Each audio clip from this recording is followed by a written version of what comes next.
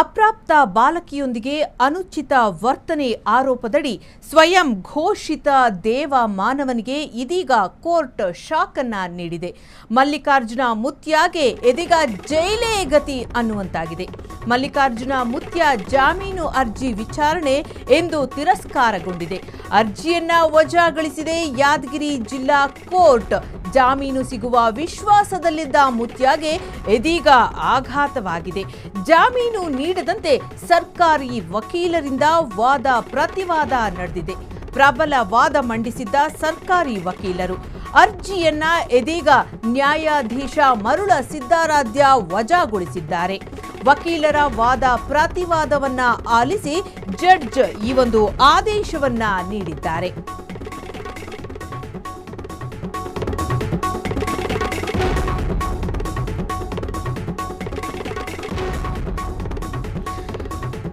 ಯಾದಗಿರಿಯ ಮಹಲ್ ರೋಜಾ ಮಠದ ಮಲ್ಲಿಕಾರ್ಜುನ ಮುತ್ಯ ಅವರ ವಿರುದ್ಧ ದಾಖಲಾಗಿರುವಂತಹ ಫೋಕ್ಸೋ ಪ್ರಕರಣಕ್ಕೆ ಸಂಬಂಧಪಟ್ಟಂತೆ ಇಂದು ಜಾಮೀನು ಅರ್ಜಿ ವಿಚಾರಣೆ ತಿರಸ್ಕಾರವಾಗಿದೆ ಅಂತಾನೆ ಹೇಳಬಹುದು. ಇಂದು ನಡೆದಂತಹ ಮಹತ್ವದ ಬೆಳವಣಿಗೆಯೊಂದರಲ್ಲಿ ಯಾದಗಿರಿಯ ಜಿಲ್ಲಾ ಮತ್ತು ಸತ್ರ ನ್ಯಾಯಾಲಯವು ಮಲ್ಲಿಕಾರ್ಜುನ ಮುತ್ಯ ಅವರ ನಿರೀಕ್ಷಣಾ ಜಾಮೀನು ಅರ್ಜಿಯನ್ನ ತಿರಸ್ಕರಿಸಿದೆ. ಈ ಹಿಂದೆ ಮಾರ್ಚ್ 6ರಂದು ನಡೆಯಬೇಕಿದ್ದಂತಹ ವಿಚಾರಣೆಯನ್ನ ಇವತ್ತಿಗೆ ಮುಂದೂಡಲಾಗಿತ್ತು. ಇಂದು ಸರ್ಕಾರಿ ವಕೀಲರು ಬಲವಾದ ಆಕ್ಷೇಪಣೆಯನ್ನ ಸಲ್ಲಿಸಿ ಪ್ರಕರಣವು ಗಂಭೀರ ಸ್ವರೂಪದ್ದಾಗಿರುವುದರಿಂದ ಜಾಮೀನು ನೀಡಬಾರದು ಅಂತ ವಾದವನ್ನ ಮಂಡಿಸಿದ್ರು. ಈ ವಾದವನ್ನ ಆಲಿಸಿದಂತಹ ನ್ಯಾಯಾಲಯವು ಇದೀಗ ಮುತ್ಯಾಗೆ ಜಾಮೀನು ನೀಡಲು ನಿರಾಕರಿಸಿದೆ. ಇನ್ನು ಮಲ್ಲಿಕಾರ್ಜುನ ಮುತ್ಯ ಅವರು ತಮ್ಮ ವಿರುದ್ಧದ ಎಫ್ಐಆರ್ ರದ್ದುಗೊಳಿಸುವಂತೆ ಕೋರಿ ಕರ್ನಾಟಕ ಹೈಕೋರ್ಟ್ನ ಕಲಬುರಗಿ ಪೀಠಕ್ಕೆ ಈ ಹಿಂದೆ ಅರ್ಜಿಯನ್ನ ಸಲ್ಲಿಸಿದ್ರು. ಜೊತೆಗೆ ಅರ್ಜಿಯನ್ನ ಸಲ್ಲಿಸಿದ ನಂತರ ಹಿಂಪಡೆದಿದ್ರು. ತಾಂತ್ರಿಕ ಕಾರಣಗಳಿಂದಾಗಿ ಕೆಳ ನ್ಯಾಯಾಲಯದಲ್ಲಿ ಜಾಮೀನು ಪ್ರಕ್ರಿಯೆ ನಡೀತಾ ಇದ್ದಂತಹ ಕಾರಣದಿಂದ ಈ ನಿರ್ಧಾರವನ್ನ ತೆಗೆದುಕೊಳ್ಳಲಾಗಿದೆ ಅಂತ ಹೇಳಲಾಗ್ತಾ ಇದೆ. ಹಾಗೇನೆ ಕಳೆದ ವಾರ ಅಂದರೆ ಮಾರ್ಚ್ 4 ಮತ್ತು 5ರಂದು ಮುತ್ಯ ಅವರು ಶಹಾಪುರ ಪೊಲೀಸರ ಮುಂದೆ ವಿಚಾರಣೆಗೂ ಕೂಡ ಹಾಜರಾಗಿದ್ದರು.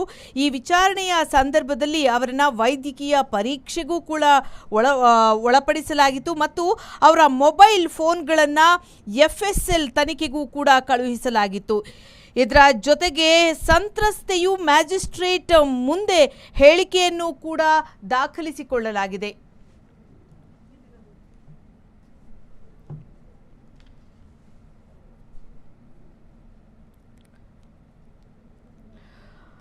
ಮಲ್ಲಿಕಾರ್ಜುನ ಮುತ್ಯ ಪ್ರಕರಣಕ್ಕೆ ಸಂಬಂಧಪಟ್ಟಂತೆ ಇಂದು ಮುತ್ಯ ಅರ್ಜಿ ವಿಚಾರಣೆ ತಿರಸ್ಕಾರಗೊಂಡಿದೆ ಅಂತಾನೆ ಹೇಳಬಹುದು. ಅಪ್ರಾಪ್ತ ಬಾಲಕಿಯೊಂದಿಗೆ ಅನುಚಿತ ವರ್ತನೆ ಆರೋಪದಡಿ ಸ್ವಯಂ ಘೋಷಿತ ದೇವಮಾನವ ಅಂತಾನೆ ಕರ್ನಾಟಕದಾದ್ಯಂತ ಹೆಸರುವಾಸಿಯಾಗಿದ್ದ ದೇವಮಾನವನಿಗೆ ಅಂದರೆ ಮುತ್ಯಾಗೆ ಇದೀಗ ಕೋರ್ಟ್ ಶಾಕ್ ಅನ್ನ ನೀಡಿದೆ.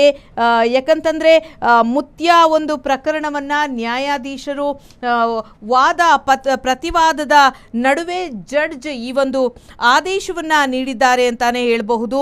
ಮಲ್ಲಿಕಾರ್ಜುನ ಮುತ್ಯ ಜಾಮೀನು ಅರ್ಜಿ ತಿರಸ್ಕಾರಗೊಂಡಿದೆ. ಇವತ್ತು ಅರ್ಜಿಯನ್ನ ಯಾದಗಿರಿ ಜಿಲ್ಲಾ ಕೋರ್ಟ್ ತಿರಸ್ಕಾರ ಮಾಡಿದೆ. ಹಾಗೇನೆ ಪ್ರಬಲ ವಾದವನ್ನ ಸರ್ಕಾರಿ ವಕೀಲರು ಕೂಡ ಮಂಡಿಸಿದ್ರು. ಯಾವುದೇ ಕಾರಣಕ್ಕೂ ಕೂಡ ಮಲ್ಲಿಕಾರ್ಜುನ ಮುತ್ಯಾಗೆ ನೀವು ಜಾಮೀನನ್ನ ನೀಡಬಾರದು. ಯಾಕಂದ್ರೆ ಮಲ್ಲಿಕಾರ್ಜುನ ಮುತ್ಯ ಒಬ್ಬ ಅಪ್ರಾಪ್ತ ಬಾಲಕಿಯೊಂದಿಗೆ ಅನುಚಿತ ವರ್ತನೆಯನ್ನ ಮಾಡಿದ್ದಾರೆ.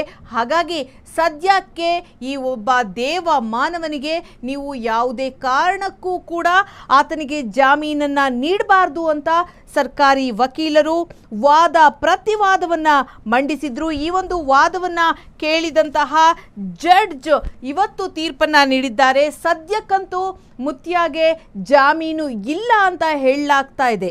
ಕ್ಷಣ ಕ್ಷಣದ ಸುದ್ದಿಗಳಿಗಾಗಿ ಫ್ರೀಡಂ ಟಿವಿ ಸಬ್ಸ್ಕ್ರೈಬ್ ಮಾಡಿ, ಲೈಕ್ ಮಾಡಿ ಹಾಗೂ ಫಾಲೋ ಮಾಡಿ. ಹೊಸ ಸುದ್ದಿಗಳ ನೋಟಿಫಿಕೇಶನ್ಗಾಗಿ ಬೆಲ್ ಐಕಾನ್ ಮೇಲೆ ಕ್ಲಿಕ್ ಮಾಡಿ.